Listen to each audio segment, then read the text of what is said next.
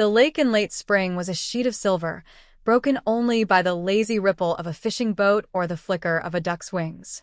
From our back porch, Emily and I could see the morning mist rising from the water, curling around the pine trees like something alive. This cabin had been in her family for 3 generations, a sturdy cedar structure built by her grandfather when the lake was little more than a forgotten quarry. To Emily, it was sacred ground, a place where the noise of the world stayed politely at the gate.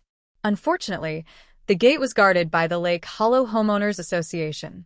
I'd heard the stories from neighbors before we moved in full-time, about warning letters for unmown grass that was barely half an inch too tall, fines for non-compliant bird feeders, and a relentless president named Linda Jeffers.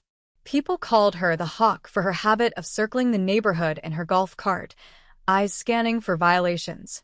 She didn't just enforce the rules, she breathed them in like oxygen. Emily tried to brush it off at first. "We'll just keep to ourselves," she'd said one evening, brushing pine needles off the deck railing. "No reason to make enemies." And for a while, it seemed possible. We spent our weekends fixing up the dock, planting native flowers, and hosting small dinners with friends who didn't mind the winding drive from town. The first crack came in the form of a plain white envelope taped to our door. Inside was a notice printed in bold block letters. Infraction. Unauthorized exterior decoration. The decoration in question was a weathered old flag, deep navy with a gold compass rose, that Emily's grandfather had brought back from his time in the Navy. She'd hung it on the front porch as a quiet tribute. To us, it was family history. To Linda, it was a breach of Section 8, subparagraph C of the HOA handbook. No signage or banners may be displayed unless pre-approved by the association. I remember Emily standing there with the notice in her hand, her jaw set but her voice calm. "It's not even a banner," she said. "It's a flag." "You think she cares about the difference?" I asked. Emily didn't answer. Instead, she folded the notice neatly and set it on the kitchen counter, as if filing it away for later. The next few weeks brought more of the same. Linda stopped by unannounced to inspect our gutters. She took photos of the deck while pretending to check her phone. At one point, she even scolded a delivery driver for parking too close to the communal mailbox. It wasn't just enforcement, it was surveillance. The neighbors weren't much help. Some had given in long ago, paying fines like they were taxes. Others whispered about pushing back, but never acted. There was a kind of quiet fear that ran under every conversation, a resignation that this was simply life under Linda's rule. It all came to a head on the first truly warm Saturday of the season. Emily had organized a small barbecue, just 6 friends from town, nothing that could reasonably be called a gathering by any sane measure. We grilled on the deck, laughed over card games, and watched the sun stretch long shadows across the water. That's when I heard the sound, the whirring putter of Linda's golf cart pulling up our drive. She didn't knock. She strode right onto the deck in her HOA polo and mirrored sunglasses, clipboard clutched like a weapon. "This is an unregistered event," she declared, her voice cutting through the music. Rule 14b, any gathering of more than 4 non-resident individuals must be approved in advance. Emily didn't flinch. "We're just having dinner," she said evenly. Linda's gaze swept over our guests as if counting heads. "Dinner, party, the rule doesn't discriminate. You'll be fined, and if this continues, further action will be taken." I felt heat rising in my chest, but Emily placed a hand on my arm, a quiet signal to stay still. "Noted," she said. Linda lingered a moment longer, perhaps hoping for an argument, then retreated to her cart. The smell of charcoal and grilled corn lingered in the silence she left behind. Later, after our friends had gone, I found Emily sitting on the dock, her bare feet skimming the water. The moonlight caught the glint of determination in her eyes. "She's not going to stop," I said. "No," Emily agreed. "But neither am I." Her tone wasn't defiant in the usual sense. It was steadier than that, like she'd already decided on a course of action, one she wasn't ready to share just yet. The night air was cool, but I felt the first hint of heat from something building beneath the surface, a quiet war neither of us had asked for, but one Emily seemed prepared to fight. By June, The lake had shifted from silver calm to the deep blue shimmer of summer, but our days had grown heavier. Linda's visits were no longer occasional interruptions, they were scheduled assaults. She arrived with the precision of a tax auditor, her golf cart rumbling up the drive like a summons you couldn't ignore. Each visit brought a new complaint. Our canoe, according to her, was stored at an unsanctioned angle on the dock. The wildflowers Emily had planted, species native to the region, were labeled unapproved landscaping. Even the sound of our wind chimes was filed under noise pollution in the official ledger she kept tucked under her arm. Emily bore it with the same outward calm she always had, but I began to see the signs of strain. She stayed up later, reading with a pen in hand, marking passages in what looked like county regulation books. Sometimes she sat at the kitchen table for hours, jotting notes in a small leather-bound journal. She wasn't defensive. She was studying. The turning point came on a bright Saturday afternoon. We'd invited 2 couples from town, close friends who'd been curious about the cabin since we moved in full-time. There was no music, no loud chatter, just the gentle creak of the dock under our chairs and the clink of ice in glasses. Halfway through Emily's story about her grandfather's first fishing trip on the lake, the golf cart appeared again, cutting across the gravel with deliberate menace. Linda didn't bother with pleasantries. She marched up the dock, clipboard in one hand, the other gripping something metallic. "This is an unauthorized gathering," she announced, her voice sharp enough to slice the warm air. Emily set her glass down, her expression unreadable. "We're sitting on our dock," she said. "Your dock extends onto a HOA-controlled shoreline," Linda countered. "You're trespassing on common property without clearance." I felt my pulse quicken. "Are you serious?" I asked. Linda's sunglasses reflected the lake, but I could see her smirk. "Deadly serious. And since this is your second violation in less than 30 days, I have the right to detain you until the sheriff arrives." Before I could even process the absurdity, she reached into her tote bag and produced a pair of stainless steel handcuffs. Real ones, not plastic zip ties or a novelty set. They caught the sun in a flash of cold light. "You can't just—" I started, but she cut me off. "I can. Citizens' arrest is legal in this county, and you're in breach of association bylaws and state trespass code." She stepped forward, cuffs in hand. Our friends sat frozen, their eyes darting between Emily and me. My first instinct was to stand between them, but Emily's voice stopped me. "Mark," she said quietly, "it's fine." It wasn't fine. Every muscle in my body told me to shove Linda back onto her golf cart and roll it into the lake. But Emily rose from her chair with a measured grace, her gaze fixed on Linda. "You want to cuff me?" Emily asked, her tone neither fearful nor mocking. "Go ahead. But make sure you're ready for what happens after." Linda hesitated, just for a moment, but her grip on the cuffs didn't loosen. "Are you threatening me?" "No," Emily said. "Just promising." The air between them was tight, like a storm about to break. I noticed Emily's hand resting casually at her side, her thumb brushing the edge of the leather journal she'd been keeping for weeks. There was something in her posture, not defiance exactly, but authority. A car engine sounded in the distance, growing louder. For a fleeting second, I hoped it was one of our neighbors, maybe even the sheriff himself, here to put an end to the madness. Instead, a black county sedan pulled into the drive, its doors marked with the seal of the county office. 2 officials stepped out, both carrying slim folders. They didn't look like law enforcement. They looked like people here for paperwork. Linda blinked, momentarily thrown off. "Can I help you?" she asked. One of the officials glanced past her, straight at Emily. "We're here for the ceremony," he said. Emily smiled faintly. Perfect timing. Linda turned to me, her face creased with suspicion, but I didn't say a word. I didn't know exactly what Emily had planned, only that this was the moment she'd been waiting for. The officials walked toward the dock, stopping just a few feet away. "Ms. Hayes," one of them said to Emily, "are you ready to proceed?" "I am," Emily replied. Linda lowered the cuffs, her voice tightening. "Proceed with what?" Emily stepped forward, the lake breeze catching her hair. "You'll find out soon enough." The dock seemed to fall silent except for the soft slap of water against its posts. Linda stood frozen, the cuffs dangling from her hand, as the two county officials arranged themselves side by side. Their expressions were formal but not unfriendly, like they'd stepped directly from a courtroom into our quiet corner of the lake. Emily moved toward them with unhurried confidence, her sandals clicking softly against the weathered boards. There was no trace of hesitation in her voice. "I'm ready," she said again. One of the officials produced a document from his folder, holding it with both hands as though it carried weight beyond paper.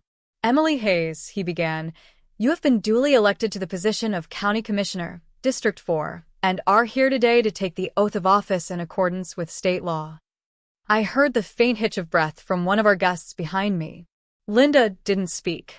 Her head tilted slightly, as if she was trying to understand the words, but couldn't quite thread them together. Emily clasped her hands in front of her. "I am." The official nodded and read from the page, his voice steady over the lake breeze. "Do you solemnly swear to uphold the Constitution of the state, to enforce its laws faithfully, and to perform the duties of County Commissioner to the best of your ability?"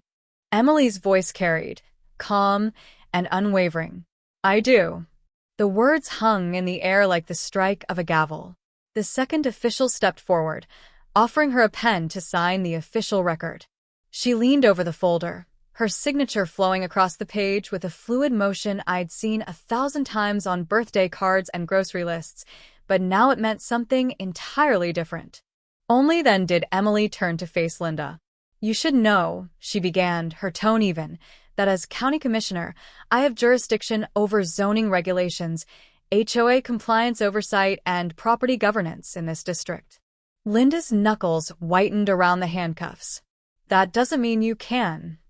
"It means," Emily cut in, "that your HOA's bylaws, enforcement procedures, and history of selective rule application will be subject to immediate review, including," her gaze dropped to the cuffs, "unauthorized attempts to detain residents." Our friends were silent, caught between disbelief and awe. I realized my own jaw had gone slack.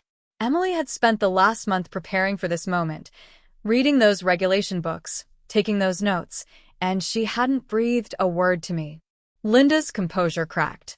Her voice rose, brittle at the edges. "You think you can just walk in and take over? The board answers to me." "The board," Emily replied, "answers to the county. And the county answers to the law." The exchange wasn't loud, but it carried an authority that made even the ducks near the shoreline go still. I could see the calculation flicker in Linda's eyes, the dawning realization that her power, so absolute here in the neighborhood, had boundaries she'd never considered. The officials closed their folders and offered polite congratulations before heading back toward the driveway. The black sedan pulled away, leaving the sound of its tires crunching gravel in its wake. Emily stepped back onto the dock, the cuffs between her and Linda like an unspoken challenge. "You can keep those," she said, nodding toward them. "Might be the last time you get to use them." For a long moment, Linda didn't move. Then she dropped the cuffs back into her tote and turned on her heel, retreating to her golf cart without another word. The electric motor whined as she disappeared up the path, swallowed by the trees. I let out a slow breath I hadn't realized I was holding. "You planned this." Emily gave a small shrug. "I prepared for it. There's a difference." I looked at her, really looked, and saw not just the calm woman who'd weathered every petty assault, but someone who'd been quietly building a counterattack brick by brick until the structure was strong enough to stand on its own. Behind us, the lake rippled in the late afternoon sun. The moment felt like the pause before a tide turns, the air charged with something inevitable. Emily had claimed the high ground, but I knew the war wasn't over. Some battles are loud and sudden. Others are fought in paperwork, hearings, and slow, deliberate strokes.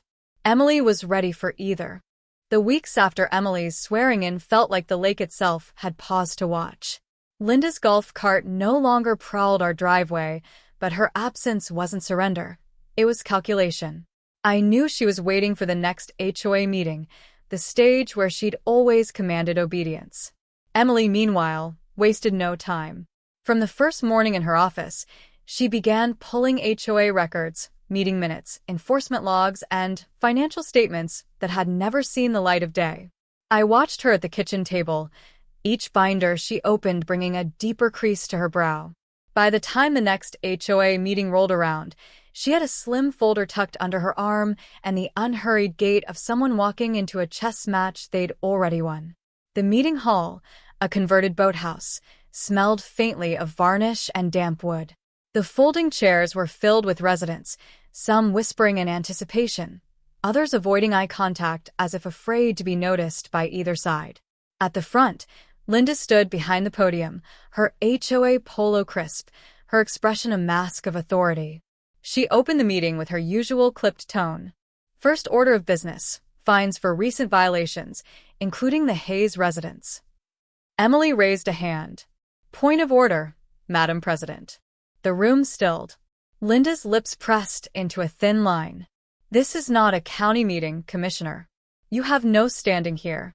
That's where you're wrong, Emily replied, her voice carrying with practiced clarity. The county charter grants oversight authority for HOA governance in cases of regulatory misconduct. And I have here, she tapped her folder, documentation of repeated violations of state property codes by this board. Linda's posture stiffened. You can't. I can, Emily cut in, and I will. She opened the folder and began reading. Selective enforcement of bylaws against specific homeowners. Misappropriation of HOA funds for personal purchases. She looked up briefly. Golf cart repairs, Linda? A murmur rippled through the crowd. Emily continued, each page a small hammer striking the nail. Unauthorized surveillance of residents, including photographing private property, without consent. And, she added, glancing at Linda's tote bag on the floor, unlawful restraint of individuals under the false pretense of citizen's arrest. Linda's face flushed crimson. This is slander. It's evidence, Emily said evenly, holding up a notarized statement from one of our neighbors who had been fined for a rule that didn't exist in the official handbook. And under county jurisdiction, this HOA is now subject to immediate audit. Effective today, all enforcement actions are suspended pending review. The room erupted. Some residents clapped. Others simply exhaled, as if they'd been holding their breath for years. Linda's composure finally cracked. You're just trying to destroy me, she spat. No, Emily said, closing the folder. I'm trying to restore fairness. This community deserves leadership that serves its residents, not rules that serve one person's ego. For a moment, the only sound was the hum of the ceiling fan. Then one of the older residents, Mr. Alden, who'd been fined 3 times for keeping a small rowboat on his lawn, stood up. I move that Linda Jeffers be removed from her position as president of the Lake Hollow HOA, effective immediately. The motion was seconded before Linda could even open her mouth. Hands went up across the room, the vote swift and overwhelming. Linda didn't wait for the tally. She gathered her tote, the metallic clink of the cuffs inside faint but unmistakable, and walked out without a word. The door shut behind her with the finality of a gavel strike. In the weeks that followed, the HOA board was restructured under county supervision. Many of the most restrictive rules were repealed, replaced with guidelines that respected the character of the community. Residents began to gather again, at docks, on porches, in backyards, without fear of citations. Our cabin returned to what it had always been for us, a place of still water and honest quiet. One evening, as the sun dipped behind the trees, Emily and I sat on the dock, the old Navy flag fluttering gently in the breeze. Did you ever think it would go this far? I asked. She smiled, her gaze fixed on the lake. I didn't think about how far. I just thought about what was right. Some people fight with noise and fury. Emily fought with patience, precision, and the kind of quiet resolve that leaves no doubt once the dust settles. Out across the water, the surface rippled, not from wind, but from something deeper moving beneath. And I knew that whatever came next, Emily was ready.